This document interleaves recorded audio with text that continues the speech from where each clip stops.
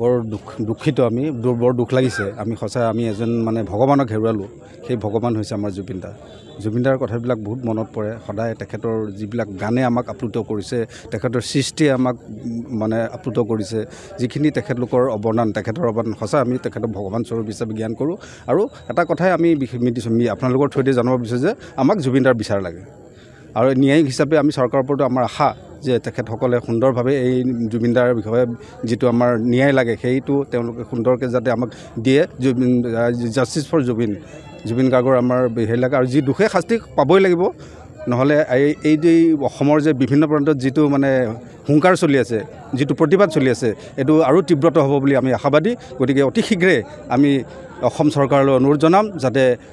মানে দুখীয়ে শাস্তি পাওক धन्यवाद। इंसान इस दुनिया में क्या करके गया है उसके जाने के बाद पता चलता है कि लोग उसको किस तरह से याद करते हैं।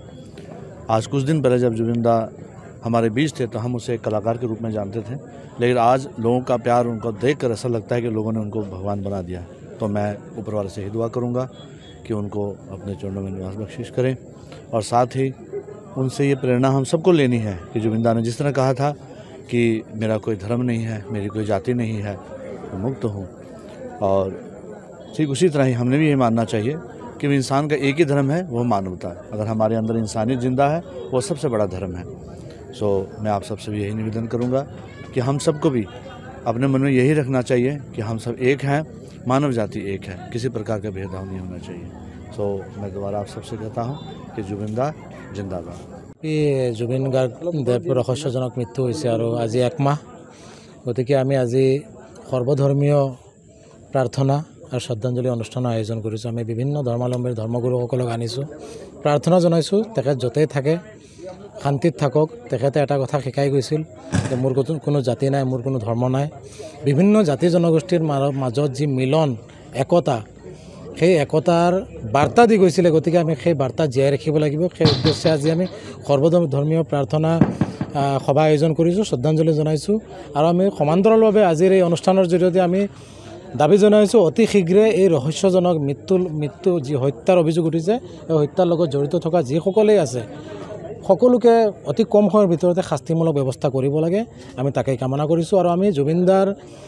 জুবিন দা যিটো বিচাৰিছিল আমি সেইমতে আমি অসমখনক শান্তিৰ মাজেৰে বিভিন্ন জাতি জনগোষ্ঠীৰ মাজেৰে যাতে আমি জীয়াই ৰাখি আগুৱাই যাব পাৰোঁ, আমছুৱে সেই